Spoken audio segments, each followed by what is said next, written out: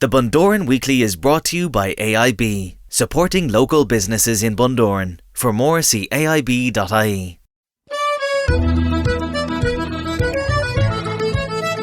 Hi everyone, it's Shane Smyth, Bundoran Tourism Officer. It is Friday the 29th of July 2022 and I'm here with you for the Bundoran Weekly Podcast episode 196. It is a podcast that talks about everything Bundoran. We are going to be talking to local man Richie Fitzgerald very shortly, and he is going to be talking to us about his brand new book he's got out, and that is going to be launched in September, and very much looking forward to that. Lots of stories about Bundoran and about surfing and about growing up here and all that sort of stuff, and that is with Richie Fitzgerald, so we'll be talking to him a little bit later on. And also Teresa O'Neill will be joining us as usual from Bundoran Community Centre with our Bundoran Community Corner. We're here as always with thanks to aib.ie, supporting local businesses in Bundoran and Ballyshannon. And we start off, as we always do, with our entertainment guide in the Allingham. Tonight it is music with Paul McManus and Country Roads. That's from 10 o'clock tonight. Eamon Jackson is in the ballroom for this bank holiday weekend. Friday, Sinead McLaughlin then tomorrow night from 8:30 to 10:30. Jim Devine in the ballroom. Then tomorrow on Sunday night it is The Contractor. He's doing a double show on Sunday. And Michael English in the ballroom for bank holiday Sunday night. And bank holiday Monday it is music with the one and only Robert Mizell with The Contractor in the Coolmore Bar from 9:30 until 11:30pm. Sinead McLaughlin there Tuesday night, and Wednesday night it is music with Tom Moran. Tonight at the Bird's Nest it's Colin Burke, Ger Long there tomorrow night, and Sunday it is music with Brendan German, and there's live music there nightly at the Bird's Nest. Live music tonight at the Chase and Bull. Tomorrow night DJ Cozy Joe and True Tones there for their weekly Sunday night gig, and live music there nightly as well. Thursdays continue at the Bank Bar, and there's also regular music there as well. George's Bar, their trad session there Sunday as usual from 3 until 5pm, and they also have some live music. You can check out their Facebook page for more details on that. The Phoenix is live music across the weekend and right throughout the week as well. And don't forget the open mic night on Monday nights with the Happy Wanderers House Band. Paul Simpson at the Railway Bar tomorrow night, 51 Main Street. It is Jimmy Gallagher tonight. Tomorrow night Kevin Francis and Jerry McGinley is there on Sunday night. Live music nightly there as well. And don't forget that Paris is open 4 nights a week, and Thursday nights it is Tumbling Thursdays with the one and only Tumblin' Paddy. So plenty of entertainment to keep you abreast of for this weekend, bank holiday for August, and delighted that to see another bank holiday weekend, and hopefully the town will be quite busy as well.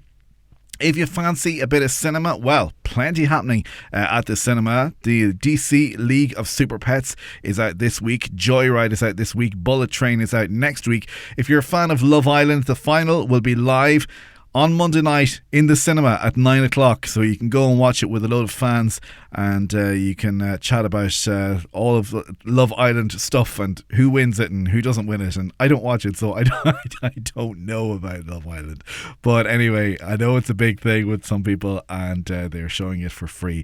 You do have to put a deposit down, but you'll get that back, and that is at Eclipse Cinemas this Monday night. Miss It Monday also is Good Luck to You at Leo Grand, and you'll get the full schedule on our website and also at eclipsecinemas.com. Still there is Thor. Top Gun is still there. If you haven't seen it yet, please do go and see it because it's amazing. Also Elvis is there too. That was also a great music movie, so it is really, really good. Thursdays at 11 o'clock, don't forget our historic walking tour continues. It is free of charge. It starts from outside the tourist office.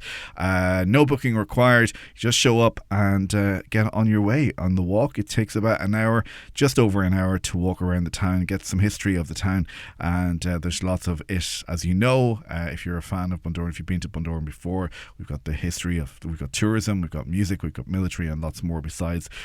So it's all encompassed in this 1 hour free tour, and it starts off at 11 o'clock on Thursday mornings outside of the tourist office. And the longest running folk festival. It is the 45th folk festival in Ballyshannon. It is underway. It started off last night at the Abbey Centre with the great Paul Harrington and Charlie McGettigan doing pretty much a homecoming for Charlie. Charlie, of course, worked and grew up in Ballyshannon, and you can find more details about that and all of the different gigs that are happening, including the Jam at the Dam, which is on tomorrow morning. And we were up at the hydroelectric dam on Monday afternoon, I think it was, for the launch of it, and there was a little bit of music there, and the acoustics are incredible up there. And if you're one of the lucky few that managed to get some of the free tickets, then do enjoy that tomorrow. You'll also be able to listen back to podcast number 189, and Mary Daly, who's on the committee there of the Ballyshannon Folk Festival, was on with us a couple of weeks ago to talk about the Ballyshannon Folk Festival and all that it entails. But as I say, ballyshannon.folkfestival.com is the website, and it is the longest running folk festival in the country. So there you go. That is happening across this weekend in Ballyshannon. Still to come, we're going to be talking to Richie Fitzgerald about his brand new book he's got coming out in September. Very excited to hear a little bit more about that. And we'll also be talking to Teresa O'Neill in our community corner. It's on the way next. The Bundoran Weekly.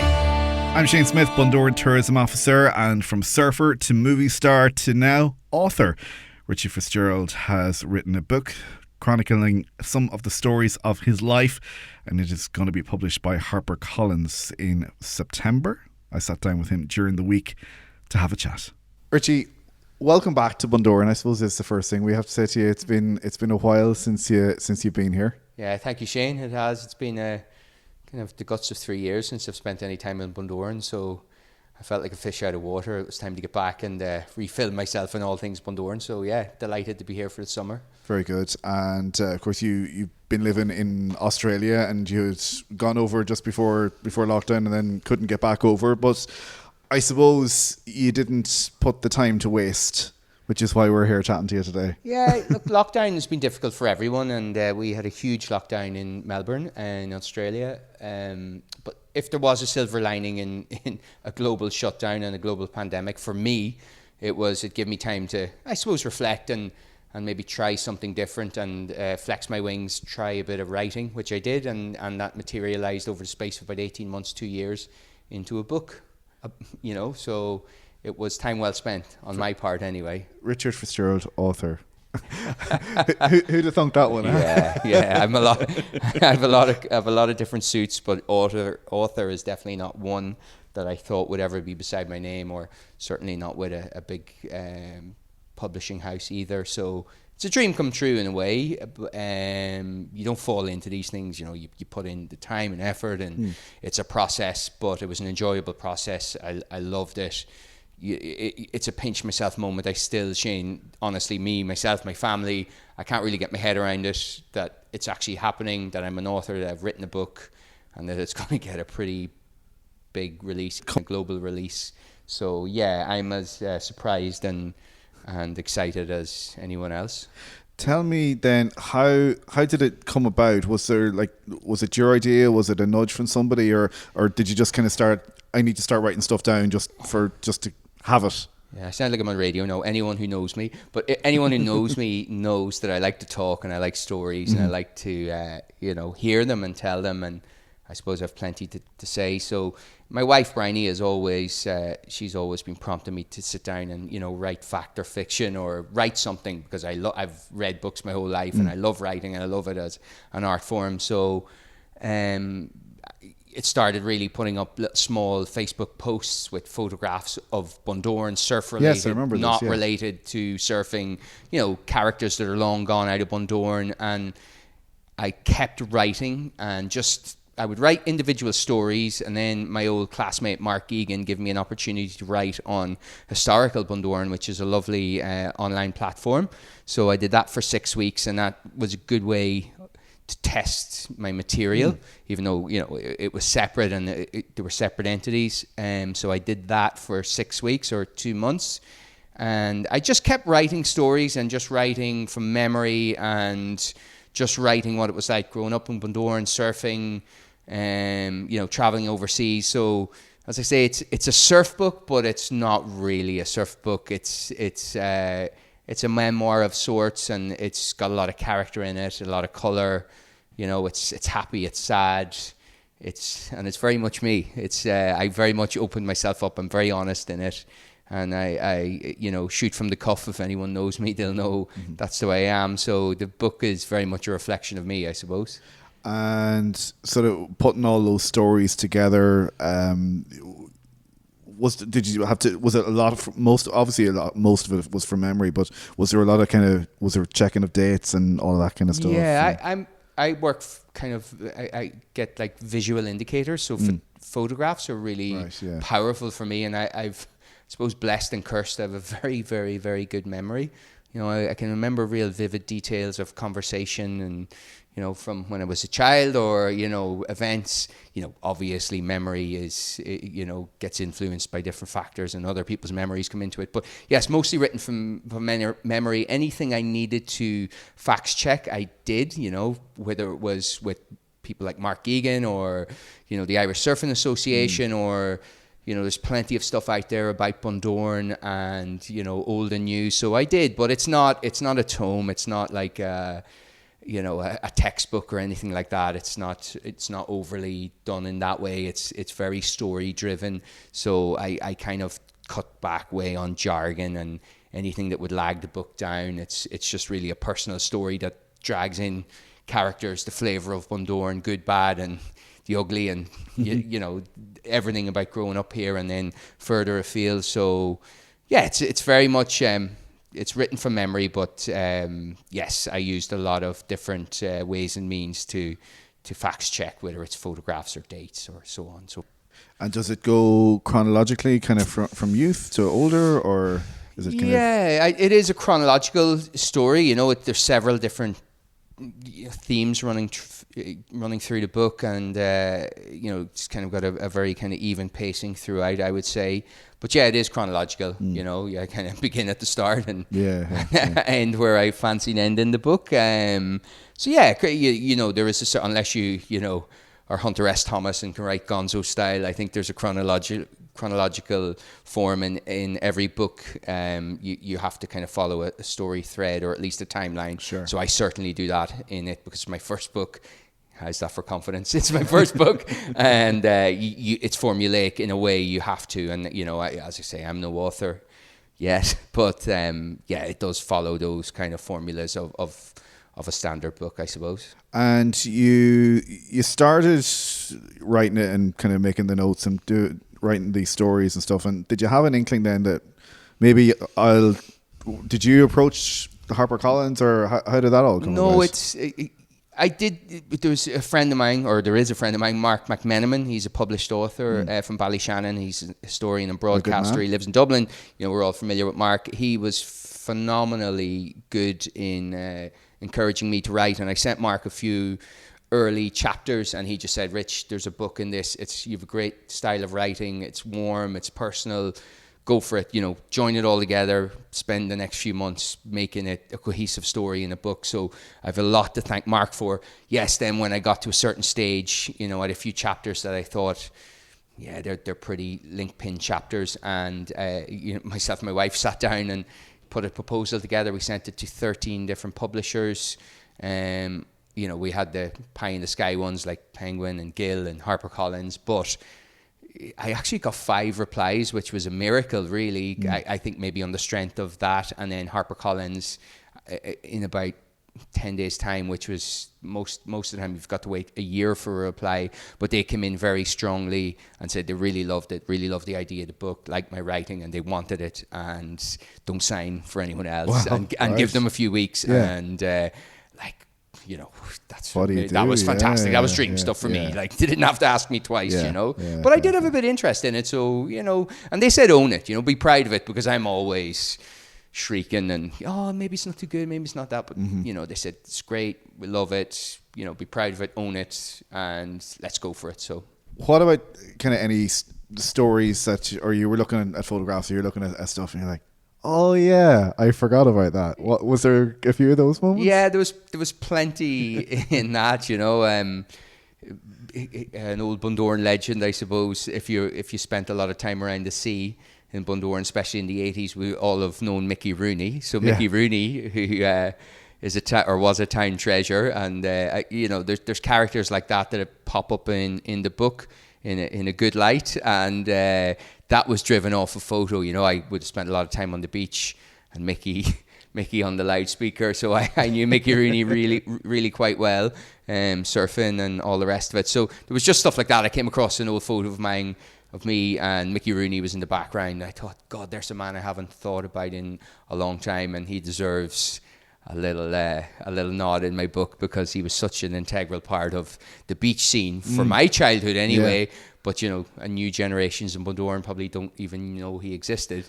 But he was so central. If you were on the main beach in the 80s and early 90s, Mickey Rooney was there. He didn't seem to have any hours. He seemed to work 24 hours a day, so he was one of those dedicated townspeople. Funny, as we record this, last weekend was the Bundoran Bay swim, and more than one person brought up Mickey Rooney's name as, he was one of these people who was really heavily involved in that swim when it was in its heyday back in the day. Yeah, he was in a loving way. People used to call him Mickey Geldof because of all his charity work, and Mickey used to laugh at that.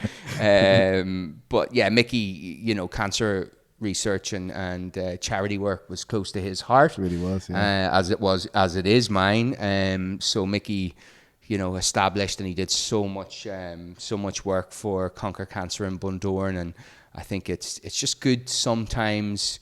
We're all charging headlong forward in the modern world, and I think sometimes it's just good to give a nod to townspeople like that, who they mightn't be huge business owners, or they mightn't be the politicians or the really well-known people, but they were an integral part of the town, and certainly they were an integral part when I was growing up. So I suppose in a lot of ways, Mickey deserves a lot of credit for what he did in charity and on the main beach. 100%. So from what I'm understanding from the book, it's a book that Bundoran people are really going to love, because there's that nod to a lot of Bundoran. But for anybody who's not from Bundoran but they're into surfing, or not even, like, it's a book for everybody. Yeah, I've asked, because I'm so close to it, Shane. It's really hard to, of course, to kind of look at it from the outside. But I kind of the people who are working at HarperCollins in the UK and Dublin, and they're very fond of it, and they just said it's it's very story driven and it's warm. And yes, it's not a surf book, because that would be too niche. So I wrote it for a general adult audience. So that's what it's going to appeal to. I don't sugarcoat things. Early Bundoran was rough and ready. It was beautiful and it was crazy at the same time. And I talk very honestly about myself as well, and early surfing and all of that stuff.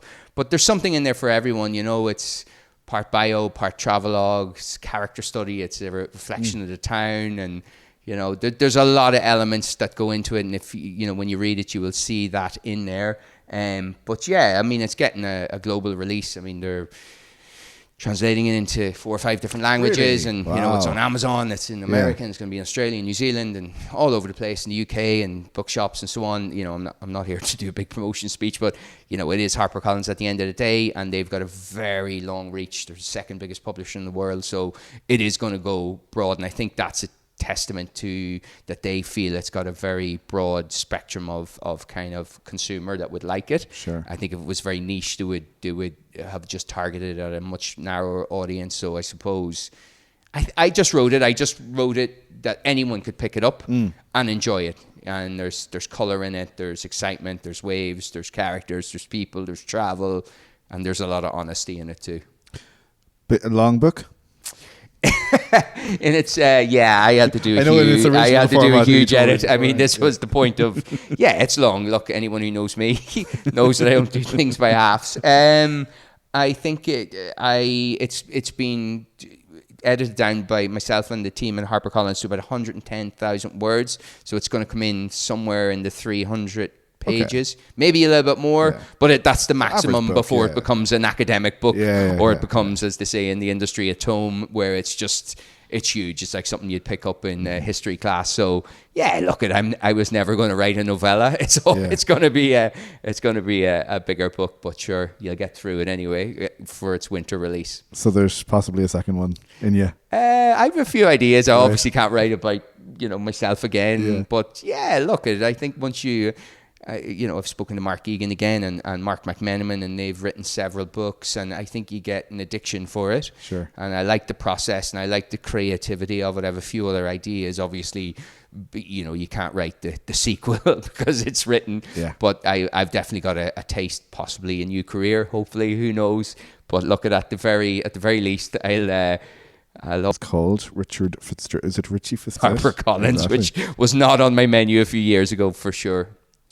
Cold Water Eden. Yep. Is what the book is called. Richard Fitzgerald. Is it Richie Fitzgerald or Richard Fitzgerald? Well, I wasn't allowed to. I wanted to sound very authoritative, Richard Fitzgerald, but there was an author called Richard Fitzgerald, so I had to shorten it again. Okay. I suppose myself and my dad sharing the name now, Richie Fitzgerald. Yeah. But out on the 15th of September, the release and the launch and all that, really, I haven't got into that. The publicity hasn't started, but I've requested that the launch is in Bundoran.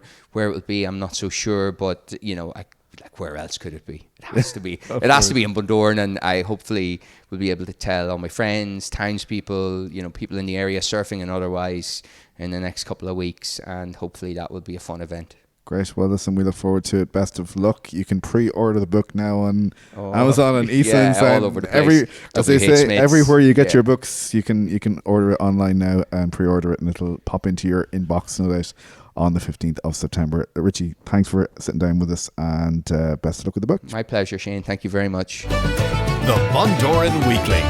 Really looking forward to reading that book. Best of luck to Richie on that, and thanks to him for joining me on this week's podcast. And we'll put a link up as to where you can get that in the notes for the podcast. Okay, let's head over to our community corner right now, and in it, here is Teresa O'Neill. Teresa. Thanks, Shane. We are taking calls for SAS Seniors Alert Scheme. If you are over the age of 65 and would like a personal alarm, whether it's a wristwatch or a pendant, we can help. Please call the Bundoran Community Centre on 071 98 29675 or just call in.